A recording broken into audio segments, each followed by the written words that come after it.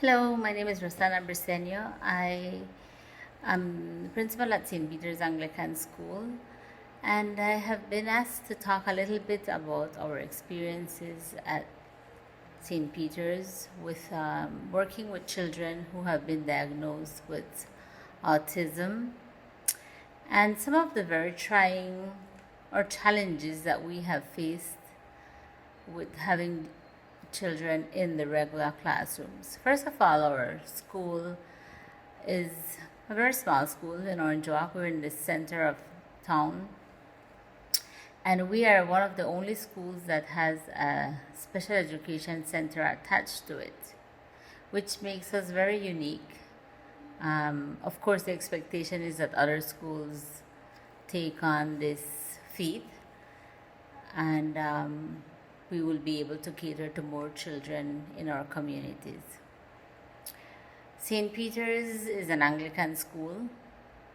It has a very small population of about 265 students, including the children in the center and the preschool. We have been in existence since 1991, and we have been able to include many children with diverse disabilities all across our community and our extended community, including villages and other school zones that cannot cater to the needs of these children. So in our center, what we do, we have children with disabilities that are more difficult to include in the regular classrooms. We call these disabilities more of intellectual disabilities, children that have very low functioning skills that can make progress or can learn at their own pace with very specific programs in place that range from basic reading, basic writing, functional life skills. We normally categorize these skills as survival skills or daily life skills. In our center, we also have children that have that we would consider level 3, very low functioning students that are autistic. These children demonstrate behaviors that are highly inflexible and repetitive. They may react very strongly to changes and may become highly distressed in a situation that requires them to focus and to have them on task. They require very substantial support. They have significant impairments in the verbal and nonverbal communication areas. What we have encountered in the regular classrooms, we have been able to include 2 students, one at a low functioning child with autism. He has very minimal verbal abilities, but every now and again he has an aha moment that makes us realize that he is processing information that he's receiving in the classroom.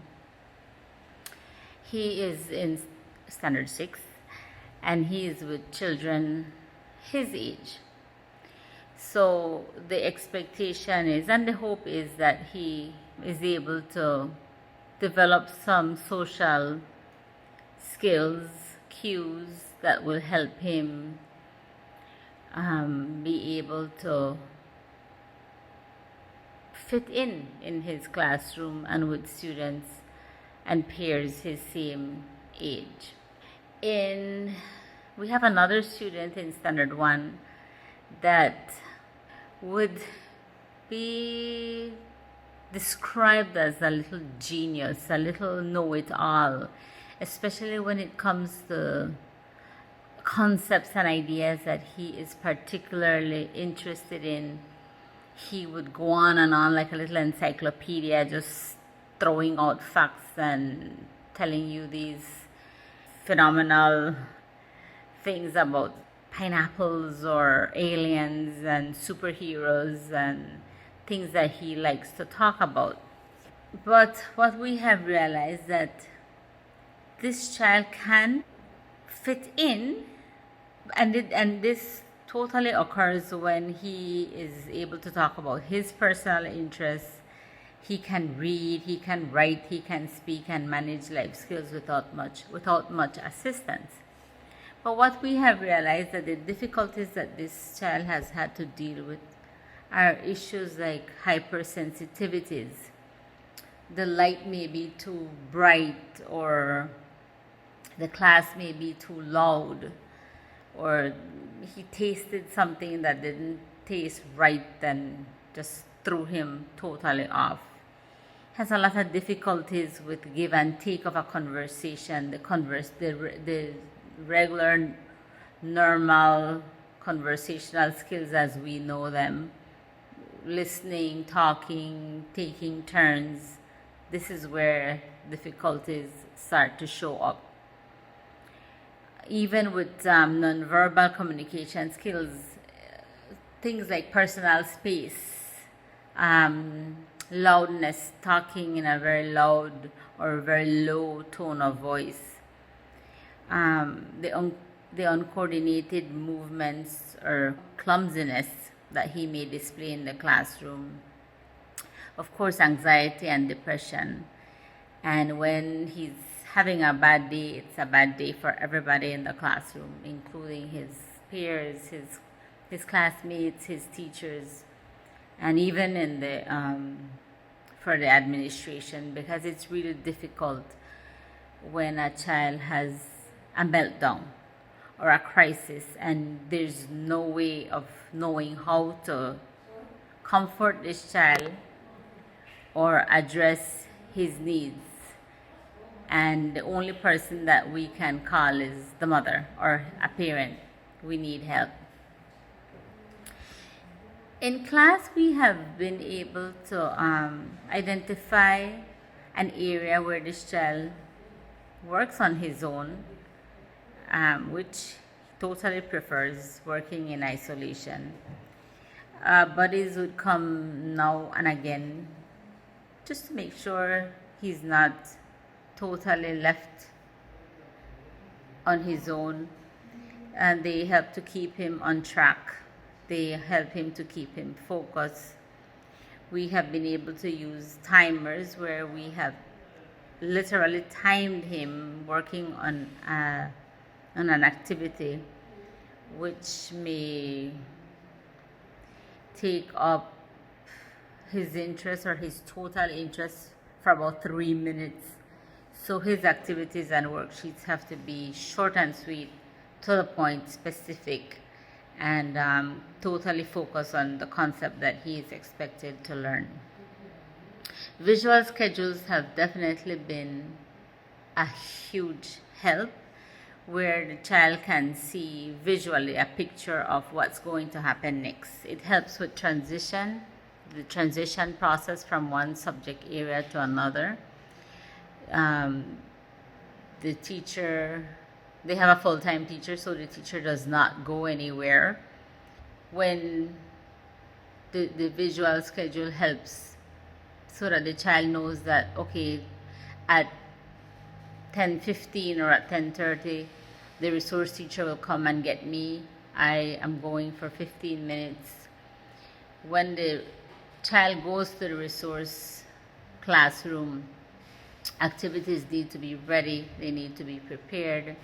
It's one after the other, no delays, which means that teachers have to be well prepared, they have to be well organized. Routines and procedures need to be in place just so that these children are kept focused at all times with their limited attention that they have.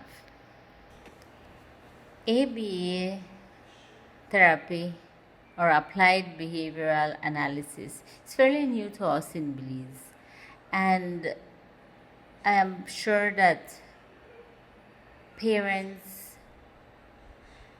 can learn a lot by receiving some kind of training in this area, because it helps us realize what triggers a child's behavior.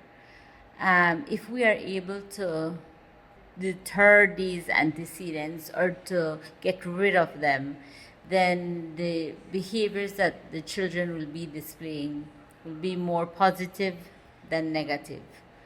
Coping strategies, identifying triggers are all factors that can definitely help our students in the classrooms, in the homes, in the centers to be able to cope with distractors and be able to focus on more positive behaviors.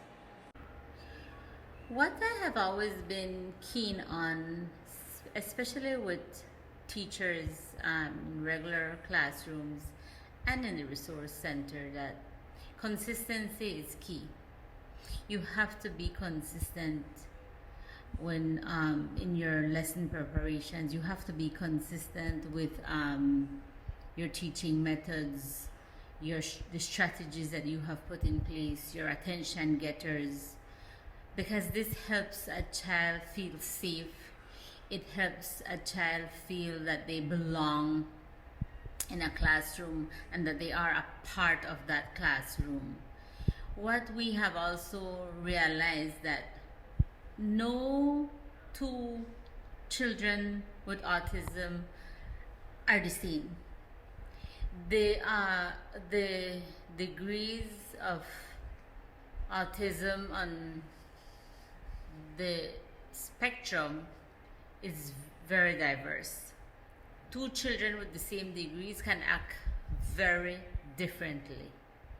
Autism can also be, and is lots of times it is confused with just an intellectual disability or with attention deficit hyperactivity, with fetal alcohol syndrome or obsessive compulsive disorders, Tourette syndrome, and other disorders.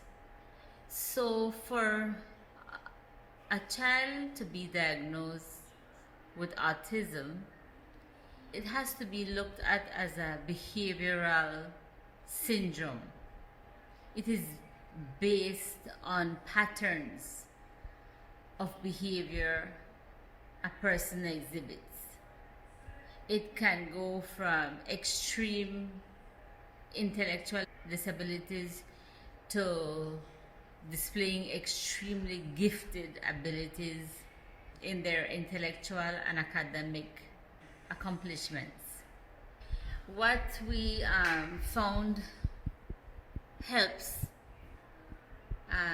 in the classroom, where the teachers have areas that the teachers have identified, would be speech therapy, especially for children that have some verbal abilities but are not able to express themselves clearly, and even for nonverbal children, where they can learn to communicate in some way or another to make sure that their needs are being met. Physical therapy is definitely helpful, because it helps to strengthen these children, helps strengthen their muscles and improve their motor skills, especially their fine and gross motor skills. Fine motor skills has to do with them holding a pencil, with writing, with making things, completing activities, even with tying their shoes. putting on their shoes, putting on their clothing, and things that need fine motor skills using their fingers. When it comes to gross motor skills, this is where we would see the clumsiness being exhibited. They need help with running and jumping and just the full use of their legs, their gross motor skills. Applied behavioral analysis, or ABA therapy, is also fairly new to us in Belize, but it can help to encourage positive behaviors. We need to find ways of working with these children that they understand that every behavior has a consequence, whether it's positive or negative. And this is where rewards and tokens used effectively can assist our children in the classrooms, especially children that may think that it's okay and they do not see the consequences of their behaviors. Medication is the last resort, because what we have seen with one of our students is the child has been prescribed medication due to insomnia or anxiety or just some other need that he may have. This obviously would be the last resort, because most people, most parents just cannot afford medication. It's super expensive, extremely hard to get, and lots of times medications cause other unnecessary ailments or distress to the child. So we have to be super careful when working with children that have been prescribed medications. Most of these medications are psychotic drugs that cannot just be given to the child on and off. These children need to be weaned off these medications, as I understand. When children are prescribed medication, like I had mentioned earlier, it can be because children that are autistic or that may have other issues, including depression, hyperactivity, obsessive compulsions, epilepsy, insomnia, eating disorders, like for example chronic eating. They don't know when to stop. Cessation is not a norm. Or they may have pica, which we have seen one of our students demonstrate in the center, where the child eats non-food items that can be very dangerous for the child. St. Peter's has been in place since the early 1800s, but the center, the special education center, opened its doors in 1991. We still have a long way to go. We are still doing hands-on training with our staff. We look forward to every workshop and conference that the government or the professionals have to offer. But we are doing what we can, and we are open to working with children with diverse abilities, and we feel that we will continue working as best as we can.